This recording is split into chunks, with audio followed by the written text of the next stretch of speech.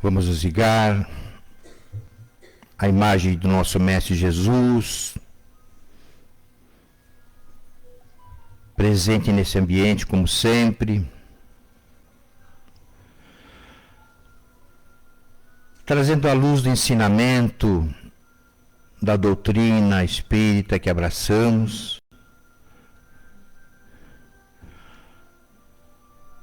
a doutrina que nos ensina o caminho da verdade, da vida, do amor ao próximo. Recebendo o abraço desse mestre amigo, que sempre está presente em todos os momentos da nossa vida, nos momentos tristes, nos momentos felizes, caminhando ao nosso lado, nos orientando, nos intuindo e dando oportunidade, como mestre que é, de podermos colocar em prática o que aprendemos no ensinamento, naquilo que ele nos deixou. Mestre amigo, que bom termos você com a sua presença, nos ensinando e nos intuindo. Em especial nessa manhã, que através da palavra do nosso companheiro Turíbio, mais uma vez, possamos daqui sair carregados com mais um ensinamento que nos leva sempre ao entendimento da doutrina através do amor ao próximo e da caridade. Seja presente e convidado, não só hoje, todos os dias da nossa existência, mestre amigo. E que assim seja. Bom dia a todos, prazer estarmos juntos. Bom dia para o pessoal que nos assiste pela internet, muito bom estarmos aqui. O Virgílio disse assim que dá oportunidade para pessoas novas, né? Eu falei assim, na doutrina ou de idade, né? Se fosse os dois seria ótimo, né? Mas infelizmente não era. Muito bom estarmos juntos nessa casa que nos recepciona sempre com muito carinho, um lugar muito bonito, que a gente tem muita admiração pelo trabalho que é feito aqui, né, edificado pela Terezinha e pelo Miguel, um trabalho bonito mesmo, né, reconhecido, né. Hoje nós vamos conversar um pouquinho sobre uma passagem do livro Pão Nosso, que é esse livrinho aqui, ó, tá aqui, é a passagem número 57, que é Perante Jesus, né. Essa passagem, isso aqui, antes de mais nada, deixa eu comentar uma coisa com vocês. Eu não sei se vocês sabem, esse livrinho Pão Nosso, ele faz parte de uma série de livros, de 4 livros, que foi uma parceria que o Emmanuel fez com o Chico Xavier, em 1948. O Emmanuel conversou com o Chico e eles disseram, olha, nós precisamos fazer aí uma série de livros para conversar, levar o ensinamento cristão para as pessoas, mas o ensinamento elucidativo, pegar alguns trechos do Evangelho, do Livro dos Apóstolos e conversar, explicar esses trechos. Então, eles escreveram o Caminho, Verdade e Vida, que foi o primeiro, em 1948, depois o Pão Nosso, depois veio o Vinha de Luz, depois o Pão Nosso e, por último, o Fonte Viva. E chamaram de série Fonte Viva. É uma série linda, né? Não sei se vocês têm familiaridade com esses livros, mas é uma série muito bonita, né?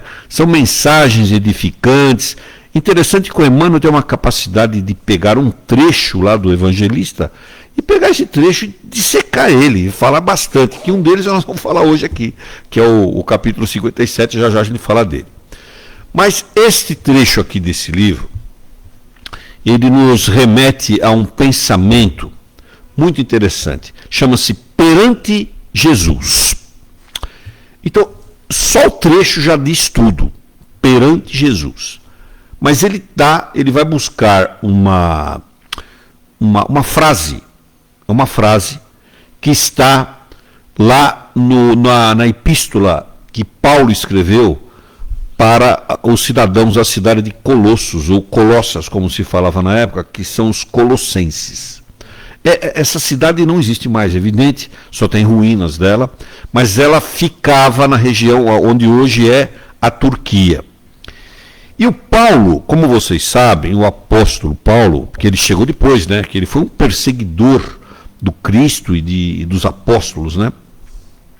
O Paulo, depois da conversão dele ao cristianismo, ele resolveu levar o conhecimento para todos os lugares. Então, onde ele podia, ele ia e levava o conhecimento. Só que ele não conseguia estar presente em todas as cidades. E em Colossos, né, ou Colossas, é uma cidade que ele não foi. E o Efraso, que era um dos seguidores dele, chegou a ir, mas ele mesmo não foi. Então, quando ele não podia ir, ele escrevia. E deu origem ao que se chamou de epístolas, que são as cartas que ele escrevia para essas cidades. E falava coisas boas.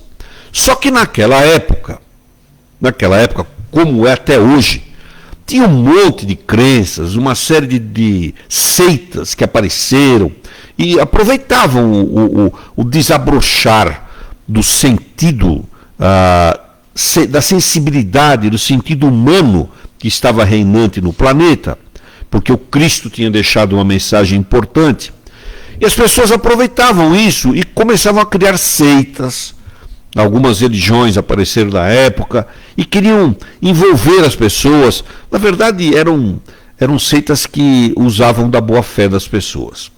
Bom, e praticavam atos indevidos com as pessoas. E o Paulo, então, com medo que isso se proliferasse, ele escrevia para as comunidades e falava, cuidado.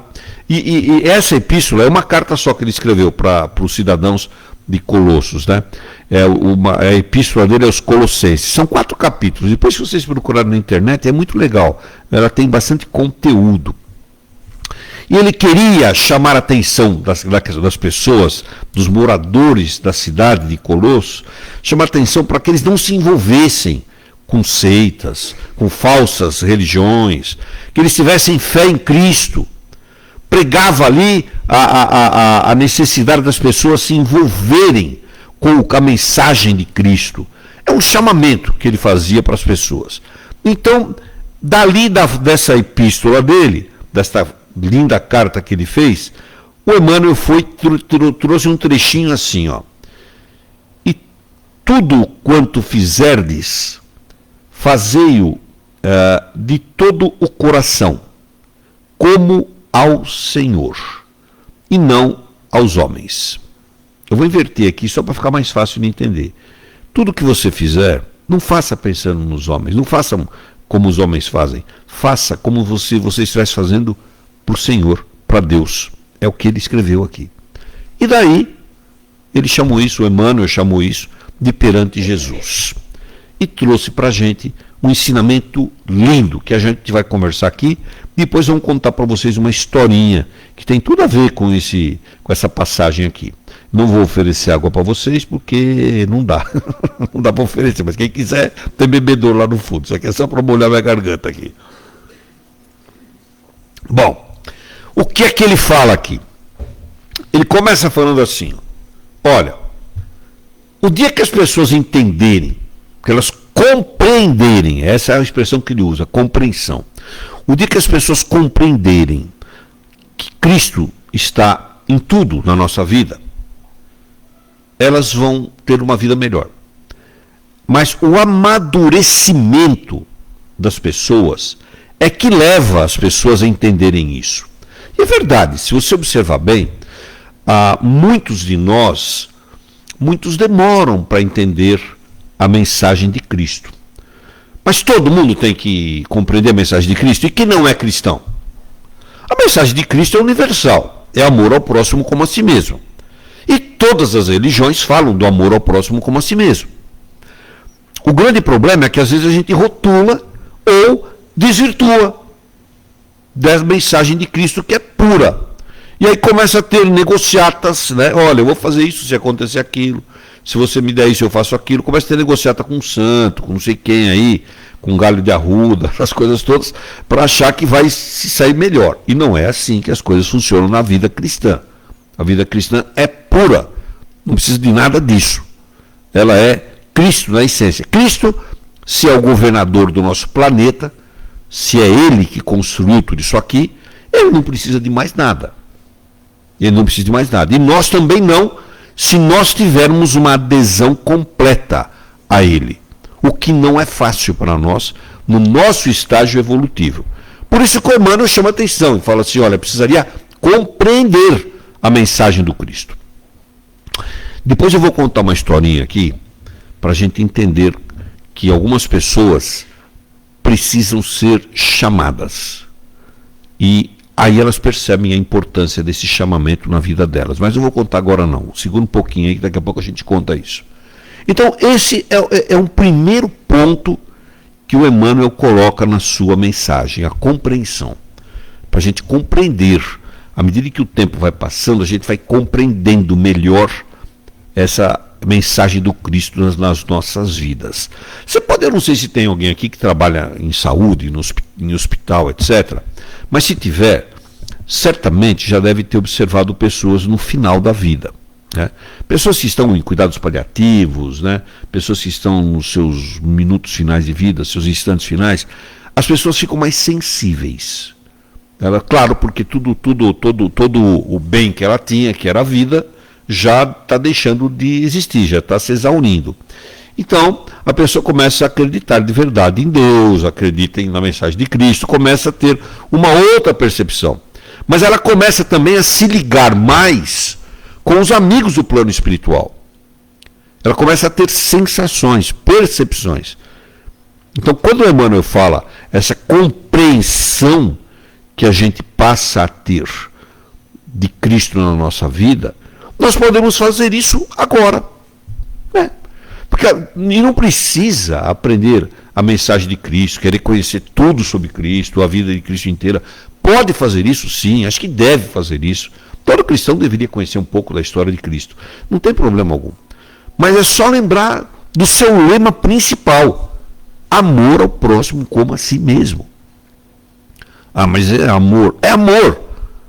Amor na essência, na palavra que ele usava, que era a palavra grega ágape, que significa comportamento e escolha. Só isso. Quais são os nossos comportamentos em relação aos outros e as escolhas que nós fazemos em relação aos outros. Não é fácil, óbvio que não é fácil. Nós estamos num mundo que está doente, num planeta que está doente, a sociedade é doente, né? Já estamos muito doentes, por sinal, né? Estamos vendo em pleno século XXI acontecendo guerras como aconteciam há 80 anos atrás, 100 anos atrás. Parece uma coisa inadmissível, mas está acontecendo. Então, a infantaria, né? Uma coisa que ninguém imaginava, inimaginável, infantaria atuando para preservar espaços, etc. Mas está acontecendo. De qualquer maneira, nós convivemos num mundo desse. Então, compreender essa mensagem, que é o que o Emmanuel fala lá no Pão Nosso, precisa compreender isso. Se a gente compreender, a gente antecipa. Nós vamos antecipar o nosso bem-estar. O que é muito difícil no nosso estágio atual. Mas é preciso botar Cristo em tudo. Bom, esse é o primeiro chamamento dele. A compreensão. A compreensão de Cristo da nossa vida. Bom, aí ele vai discorrendo tudo, o Emmanuel vai discorrendo isso eu não vou ler aqui o Pão Nosso, não tem necessidade, são 2 páginas aqui, até que é curtinho, mas não vou ler não. Mas ele também chama atenção, o segundo ponto que ele chama atenção, são os fundamentos. Ele fala assim, nós temos que observar os fundamentos, os porquês, né, das coisas que nós fazemos. Os fundamentos daquilo que a gente faz. Quando você chega numa casa espírita, aliás, qualquer tempo religioso, né? Não precisa ser aqui necessariamente, mas quando você chega aqui, você vai ver um monte de gente voluntário trabalhando. Um monte de voluntário.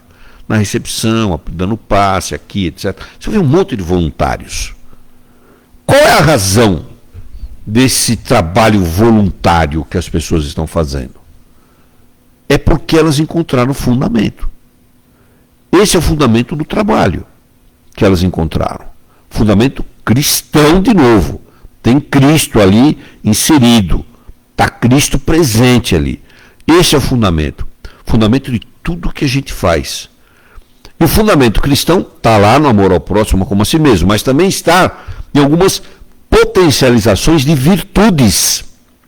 Virtude é o conjunto de coisas boas que nós temos, né? E todos nós temos vícios, defeitos. Nós somos espíritos encarnados aqui, porque nós somos falhos. Estamos aqui para resgatar, para cumprir compromissos que não cumprimos no passado. Todos nós, todos, sem distinção. Alguns com mais compromissos, outros com menos, mas todos estamos aqui. Mas nós temos coisas boas também. Nós temos comportamentos bons, que são as chamadas virtudes, o conjunto de coisas boas que nós temos. Então, este fundamento virtuoso nós deveríamos levar para os nossos comportamentos diários, para as nossas atitudes diárias. E como é que a gente leva isso? A gente leva isso em cada contato, em cada comportamento, principalmente em cada pensamento. Porque o comportamento pode estar associado ao meio onde nós estamos, né? Às vezes você está no meio profissional, no meio social, no meio esportivo, no meio familiar, e esses meios, às vezes, eles condicionam o seu comportamento, induzem o seu comportamento para outros lados. Mas se a sua essência, o seu pensar, se o seu mindset, né, a forma de você pensar, estiver alinhado com a espiritualidade superior, você estará fundamentado dentro daquilo que o Emmanuel chamou aí de perante Jesus. Você se fundamentou. É como se você estivesse lá, imagina você chegando perante Cristo, né, que é o título da mensagem é esse, perante Cristo. Você chega lá perante Cristo e fala assim: Senhor, estou aqui. Ah, você está aqui? Muito bem, né? Então, estou aqui e eu estou justificando tudo que eu fiz. Tem fundamentos.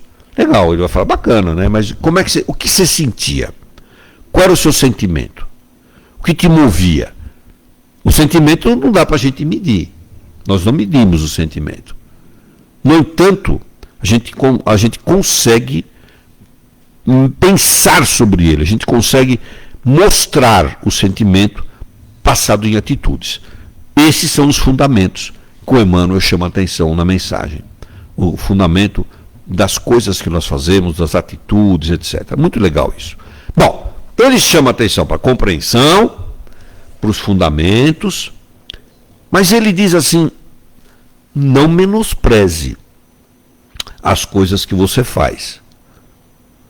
Se nós estamos aqui encarnados, estamos vivendo um momento familiar, um momento social, alguns vivendo um momento profissional, momentos diferentes, alguns em escalas diferentes, momentos felizes ou tristes da família, momentos felizes ou tristes no meio social, momentos felizes ou não felizes no momento profissional.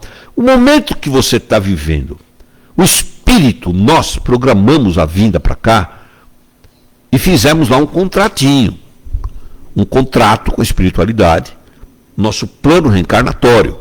E nós falamos, vou passar por isso, isso, isso. Nós escolhemos, na maioria das vezes nós escolhemos. Não precisou de ninguém escolher para a gente. Nós escolhemos. Às vezes os mentores têm que intervir. Falam, não, você tá deixando de fazer coisa que você precisa. Mas você fez um contrato. Aí você vem para cá e começa a cumprir isso. E às vezes você fala assim, mas eu podia estar fazendo outra coisa melhor. Eu podia estar melhor na sociedade. Eu podia estar lá no clube que eu participo, que eu frequento, podia ter uma posição melhor no clube. Na minha vida social, poderia estar melhor hoje com meus vizinhos, poderia morar em outro lugar. Na minha vida profissional, podia estar melhor, eu estou fazendo o que eu não gosto, podia estar em outro lugar, outra empresa, sei lá. Você poderia fazer tudo isso, mas não menospreze, em hipótese alguma, o que você faz hoje em todos os segmentos. Porque, acima de tudo, cada um de nós é um espírito encarnado. E o Kardec chama o espírito encarnado de alma. Nós somos almas que estamos aqui cumprindo missões, cumprindo deveres que nós assumimos para o nosso bem. E aí aparecem essas coisas. Mas por que então eu tô tendo problema com um familiar meu? Porque está junto, está resgatando. Porque que eu estou tendo problema com o vizinho, com alguém da sociedade?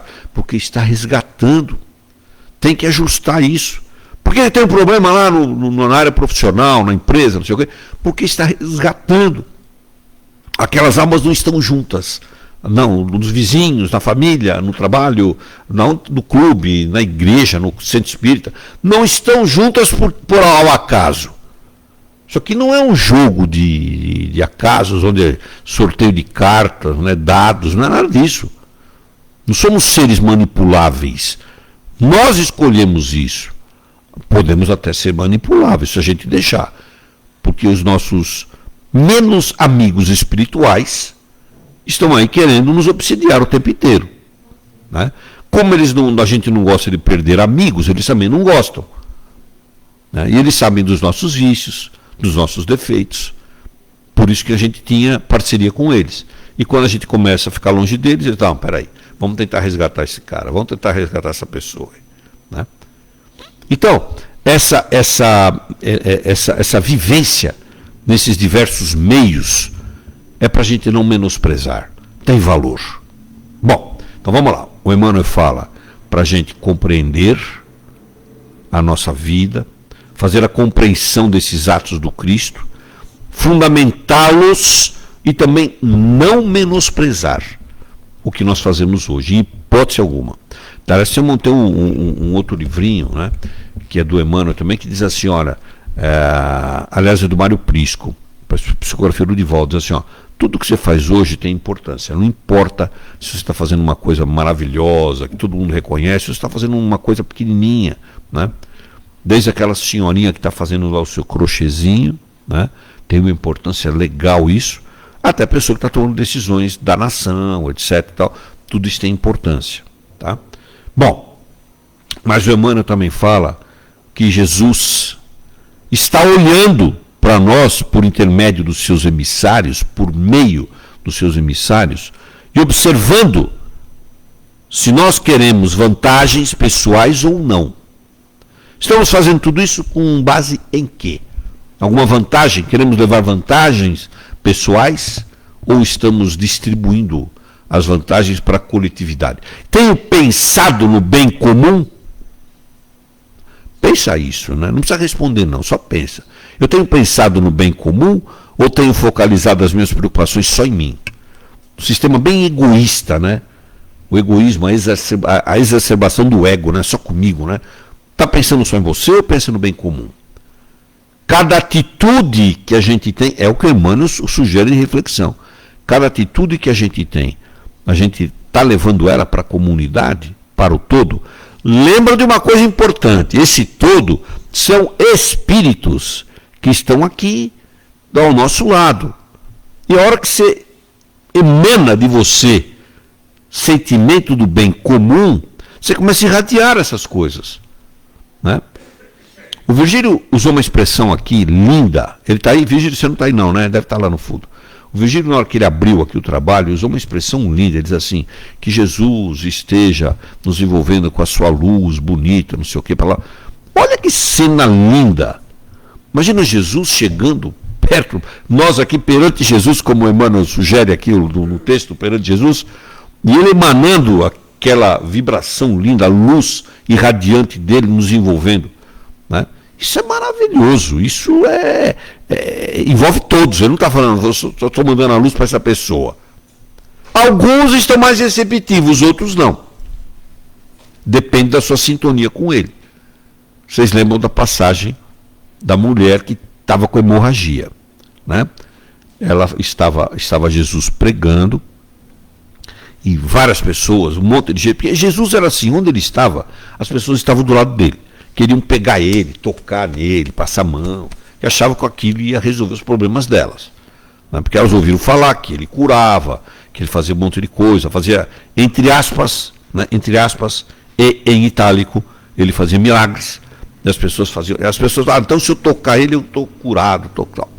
E ele estava lá, e uma multidão estava do lado dele, todo mundo tocando ele, abraçando. E uma mulher que estava com hemorragia já fazia anos, chegou e tocou ele. Tocou e imediatamente parou a hemorragia dela. E aquele monte de gente tocando ele, quando ela tocou, Ele parou e falou assim: quem me tocou? Mas um monte de gente estava tocando ele. Ele olhou para os apóstolos e falou assim: mas quem me tocou? E aí, era aquela mulher. Mas por que estava todo mundo tocando ele? Por que ele foi se despertar para aquela mulher? Porque ela entrou em sintonia com ele, deu match com ele. Naquela hora, entraram em sintonia. Ela tinha convicção de que o magnetismo dele estava sendo transferido para ela. E aí parou a hemorragia dela. E os outros? Os outros estavam lá, toca aí, quem sabe dá certo, né? Mas ela não, ela tinha convicção absoluta. Ela não queria a vantagem só para ela. Naquele momento era dela, mas ela estava ali ligada com ele. E ele com todos.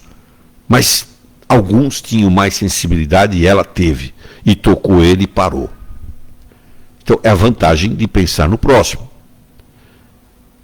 Aí, o Emmanuel, agora eu vou contar a historinha, depois a gente vai falar da última colocação que o Emmanuel aqui no livrinho, no Pão Nosso Perante Jesus. O Emmanuel, a Federação Espírita do Paraná fez um trabalho muito bonito e publicou falando sobre o Cirineu. Não sei se vocês ouviram falar no Cirineu. O Cirineu era aquele cidadão que ajudou Jesus a carregar a cruz. Acontece o seguinte: o Cirineu era também chamado de Simão de Cirene, porque Cirene era uma cidade na Grécia e ele era um agricultor, ele não morava lá, ele estava morando lá na Palestina, em Jerusalém. E ele era um agricultor, mas ele não queria absolutamente nada a ver com política, não queria estar próximo de ninguém, ele queria levar uma vida pacata, sozinha, tranquilo, não queria mais nada. Só que ele estava passando por uma fase complicada na vida dele, muito complicada. Primeiro que tinha dado uma praga na plantação dele, né, e ele tinha perdido quase uma safra inteira de plantação. Você imagina, quem trabalha só com isso, um agricultor, perder a safra inteira. Foi um problema para ele. A outra coisa, ele estava com um problema familiar. Tinha um problema dele de relacionamento com a esposa. Já tinha isso naquela época, viu? Já tinha problema de DR ali, né, com a esposa. E ele estava com problema ali com a mulher, né? Estava difícil. Estava com um filho doente. O filho dele estava ardendo em febre na casa dele. Tinha um problema de um devedor que estava devendo para ele e não pagava ele. Bom, ele estava com um monte de problema na vida dele. Bom, você sabe que Jesus, daqui a pouco eu volto no Simão aí. Jesus não tinha, naquela época não tinha internet, não tinha nada disso. Eu vou falar do outro lado, senão o pessoal não me vê, pensa que eu estou dando as costas para eles. Naquela época, estou virando aqui, vocês não estão vendo, mas eles estão vendo que, esse cara é mal educado, dando as costas para a gente, desculpa, gente. Então, naquela época, não tinha internet, não tinha nada disso. Então, o que acontecia? Né? Acontecia que alguém sabia que tinha um cara passeando pela Palestina e fazendo milagres, fazendo curas, uma coisa maravilhosa, mas não sabia quem era, não via, né? Sabia que era um cara, Jesus. E aí, Jesus foi crucificado, foi condenado. E ele começa o trajeto. Um trajeto que dava 800, os historiadores falam que era 700, 800 metros, né? Até o Gólgota, do pretório onde ele foi julgado, do julgamento de Pilatos, até onde ele ia ser crucificado. E começa a carregar a cruz. Disse que aquela cruz pesava entre 70 e 80 quilos, é um belo de um peso, né? Bom, era a forma como os romanos faziam na época as punições. Ninguém está falando que não foi só Jesus, né? Um monte de gente foi crucificado. E eles crucificavam porque eles diziam que a crucificação era para as pessoas que cometiam crime de traição. Então eles crucificavam. E Jesus tinha sido considerado um traidor, porque traiu os romanos, falava de um Deus que não sei o quê. Bom, eles iam crucificar Jesus. E começa o cortejo a passar pelas ruas da Palestina. E estava cheio de gente naquela época, porque era a semana da Páscoa, que eles comemoravam ali as colheitas, lembravam, não tinha Páscoa de coelho, nada disso que nós temos hoje. E não tinha, Jesus não tinha ressuscitado ainda, não tinha nem sido morto. Então não tinha Páscoa da nossa época. Eles comemoravam as colheitas, comemoravam a libertação dos hebreus do Egito e tal. Bom, e o cortejo está indo pelas ruas, e o Simão de Cirene está vindo do trabalho. E ele não consegue passar pela rua porque o cortejo está passando. Exatamente na hora que ele está chegando, ele olhou, nunca viu aquelas pessoas, aqueles 3 homens lá com cruz, nunca viu aquelas pessoas, não sabia nem quem era. Ele falou, estão condenados que vão ser condenados e vão ser crucificados. E aí, a hora que ele está passando, um dos condenados derruba a cruz. Não aguentou e derrubou a cruz. O centurião romano, o soldado que estava do lado, imediatamente olhou para ele e viu aquele homem forte, musculoso, e fez um gesto com a mão e chamou ele e falou, vem ajudar. Você imagina a cena, ele jamais iria falar não, né? Claro, claro. Ele foi lá ajudar aquele homem. Ele não tinha nada a ver com aquilo, estava entrando ali de bobeira, né? Ele só não conseguia passar na rua, no local, né? Aí ele foi e ajudou, pegou a cruz daquele homem, era Jesus, e pôs nas costas. Só que ele não conseguia olhar para Jesus, porque ele tinha aversão a sangue. E Jesus estava com os filetes de sangue, pela coroa de espinhos, pelo rosto. Estava com os filetes de sangue. E aquele homem, o Simão de Cirene, tinha aversão àquilo. Não dá, não conseguia olhar para aquilo. Então ele começou naquele trajeto, pequeno trajeto, ele começou a pensar na vida dele. O Simão começou a pensar, lembrou de um monte de coisa, lembrou da perda que ele tinha tido na lavoura, lembrou dos problemas com a esposa, lembrou dos problemas com o filho, do devedor que estava devendo para ele, lembrou de um monte de problema que ele tinha. Né? Chegou lá no Gólgota, ele botou a cruz lá e caiu fora, óbvio, não ia ficar lá, né? Foi embora para a casa dele. Quando ele chegou em casa, aconteceu alguma coisa diferente. Porque a hora que ele chegou na casa dele, de novo, ele nem sabia quem era aquele homem que ele ajudou. Ele chegou em casa, a mulher dele, né, chega para ele e toca ele. Dá um toque no ombro dele, oi, como vai e tal. E tocou no ombro que ele tinha carregado a cruz. E na hora que ela deu o toque, a conversa dela com ele já foi diferente. Ela estava mais amável. Estava mais compreensiva, amável, cordial. Ele achou aquilo estranho. Falou, nossa, o que está acontecendo aqui? Né? Já mudou, a mulher está boazinha, né? Homens, põe uma cruzinha nas costas aí, se tiver com problema com mulher aí, pronto. Bom, e a mulher ficou diferente com ele. Ele achou aquilo estranho, mas tudo bem. Foi no quarto, o filho dele estava ardendo em febre, aquele calor, né? Febre, corpo. Ele pegou o menino, colocou assim no peito dele, ficou segurando o menino aqui, né? Aí, algumas horas depois, o menino já não tinha mais febre. Tinha sido curado. Foi alguma coisa até errada na minha vida. O que está acontecendo, né? Passa algumas horas, batem palma lá na porta dele lá, eram o devedor. Falou, vim aqui pagar você, olha que coisa, vim te pagar. Né? Não tinha Pix, veio trazer o dinheiro para ele. E deu dinheiro para ele. Ele falou, não é possível, está acontecendo muita coisa.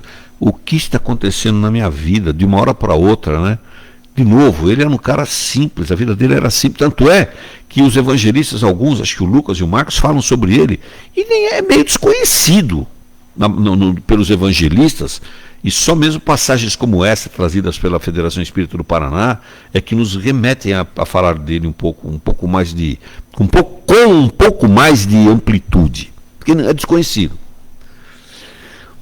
Aí aconteceu uma coisa curiosa, passaram uns 2 dias, chegaram na casa dele uma senhora e um jovem, um rapaz jovem, um moço bem já adulto, mas jovem ainda, E a senhora falou assim para ele: olha, eu queria vir aqui agradecer ao senhor, porque o senhor ajudou o meu filho. O senhor foi carregar a cruz do meu filho. Eu conto isso, me emociona, é muito bonito essa cena, né? Imagina, Maria de Nazaré foi na casa dele agradecê-lo por ele. Ele não conhecia ninguém. Ele falou: mas quem é o seu filho? O senhor ajudou ele lá, o senhor carregou a cruz dele. Ele falou: eu carreguei. Era Jesus, aquele homem era Jesus. Agora comecei a entender. E o rapaz que estava junto com a Maria era o João. O João que se tornou depois o João Evangelista. Aí ele começou a entender tudo o que tinha acontecido na vida dele, a transformação que tinha acontecido quando ele estava perante Jesus. É o tema do Emmanuel aqui. Quando ele estava perante Jesus. Aí ele começou a entender o que tinha acontecido na vida dele. Aí ele fez uma coisa que eu vou chamar aqui de assumir Jesus. Ele falou assim: eu vou assumir Cristo. E ele assumiu. E a família inteira assumiu. Ele entendeu o que tinha acontecido e viu que aquele homem transformou a vida dele. Ele assumiu Cristo para si. Né? Assumiu Cristo para si. A família saiu de Jerusalém, porque ficou incontornável a situação dele. Todo mundo queria saber detalhes do que tinha acontecido, e ele não tinha muito o que falar, porque ele não era o seguidor daquele homem, mas ele passou a ser.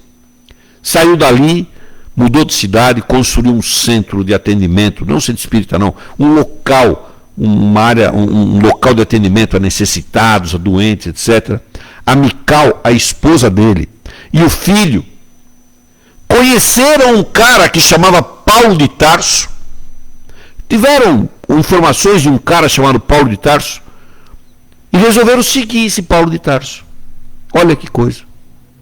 E foram seguidores de Paulo de Tarso. Por quê? Porque tudo isso porque o Simão esteve perante Jesus e se desprendeu, não usou do egoísmo. Ele não quis tirar vantagem para si mesmo. Ele pensou no próximo, e o próximo dele era Cristo. Coisa maravilhosa, né? É para a gente pensar nessa história, né? É muito bonita. Mas voltando aqui no Pão Nosso, o Emmanuel fala do trabalho digno. E o Emmanuel usa uma expressão assim: o trabalho digno é um trabalho santo, santifica. O que é o trabalho digno? O trabalho digno, a gente pode associá-lo àquilo que o Kardec chama de trabalho como ocupação útil. O Kardec chama, lá no Livro dos Espíritos, quando ele pergunta para a espiritualidade, não é ele que chama, a espiritualidade que fala para ele a definição de trabalho. O trabalho é toda ocupação útil. Está fazendo alguma coisa útil para alguém? Então é um trabalho. Qualquer coisa. Mas o trabalho é só material? Não. Pode ser um trabalho mental também. Tem pessoas que não estão impossibilitadas efetivamente, ou parcialmente, ou temporariamente, de um trabalho físico. Pode ser mental. Agora, a nossa mente pode trabalhar o tempo todo, porque o espírito não dorme, o espírito está em trabalho. Quando você faz a prece lá no momento de dormir, que está lá no Evangelho segundo o Espiritismo, deixa eu ver se eu acho ela aqui. Prece de 4 linhas, não sei se alguém já fez aqui, acho que é a prece 39, se não me falha a memória. Né? Quem já fez essa prece lembra dela, quem já faz ou fez, né? É uma. Tá aqui, achei, 39. É uma prece de 4 linhas. Por favor, não durmam aí, tá? Porque é a prece do momento de dormir, né? Assim, ó. Minha alma vai se encontrar por um instante com os outros espíritos. Claro, porque a alma não precisa dormir. O espírito não precisa dormir. Dormir é para refazimento fisiológico. E alma, espírito não tem nada fisiológico. É só imaterial. Né? Então minha alma vai se encontrar por um instante com os outros espíritos. Que venham os bons ajudar-me com seus conselhos. Meu anjo guardião, meu mentor, faça com que, quando eu acordar, eu possa conservar uma impressão durável e benéfica desse encontro. Se eu fui ter um encontro com os espíritos superiores, se eu fui encontrar-me com esses amigos e eles estão me orientando, é porque estão trazendo condições de eu fazer o trabalho. A chefia está chegando lá, significa que eu tenho que parar. Mais 2 minutos, espera aí. Aí, quando começa a chegar lá no fundo, lá, olha pra gente assim e tal, é que já está na hora de ir embora. Mas eu já, Virgílio, aguenta aí. Aí, é que fazia tempo que eu não vim aqui, estou tirando o atraso hoje, Virgílio. Aí o que acontece? Se você foi lá encontrar, eles estão orientando, temos que cumprir. Estão dando condições para que tudo aconteça adequadamente. O trabalho seja feito adequadamente. Então, o trabalho digno é aquele que edifica, constrói. Agora, junto a tudo isso, você compreende a importância de Cristo na sua vida.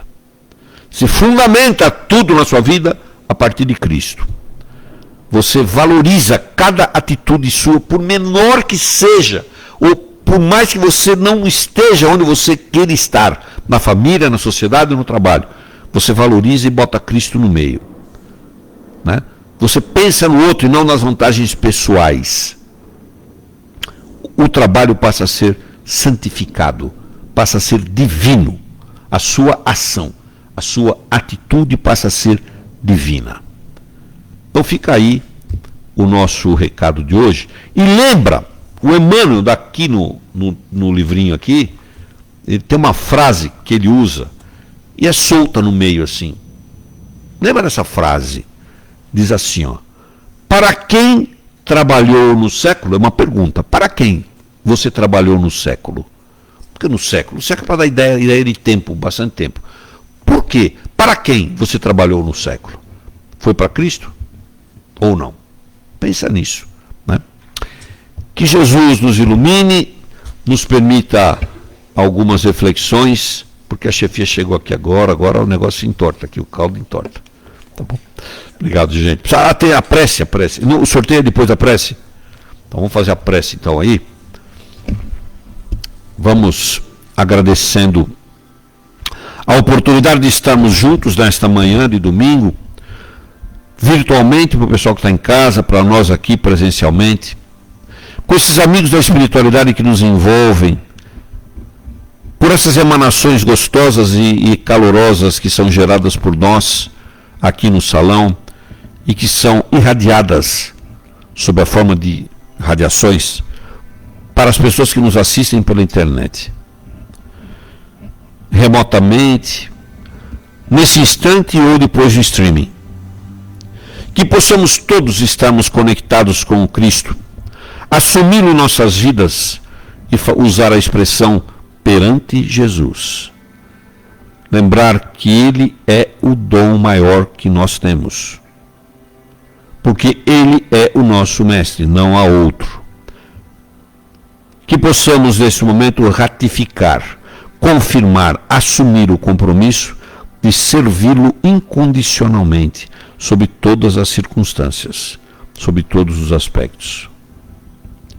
E aí poderemos desfrutar da magnífica experiência de viver a vida, viver o momento cristão. Sentir os aspectos da felicidade no nosso interior, momentaneamente, circunstancialmente. Que esse bem-estar se traduza em melhorias nas nossas saúdes física, mental, espiritual e social, na medida da necessidade e do merecimento, confirmando assim os propósitos da nossa reencarnação bendita que Deus nos possibilita. Agradecemos ao Pai esta oportunidade de estarmos vivenciando o planeta neste momento, oportunidade única para esses espíritos encarnados que têm o compromisso de auxiliar, nem que seja com pensamentos, a construção de uma sociedade nova e melhor. Mesmo que as forças inferiores não as aceitem, mas que sabem que o jogo já está ganho pelas forças superiores emanadas do Cristo. Pai nosso que estás no céu, santificado seja o teu nome. Venha a nós o teu reino, seja feita a tua vontade, assim na terra como no céu. O pão nosso de cada dia nos dai hoje. Perdoa, Pai, as nossas dívidas, assim como nós procuramos perdoar aqueles que nos devem.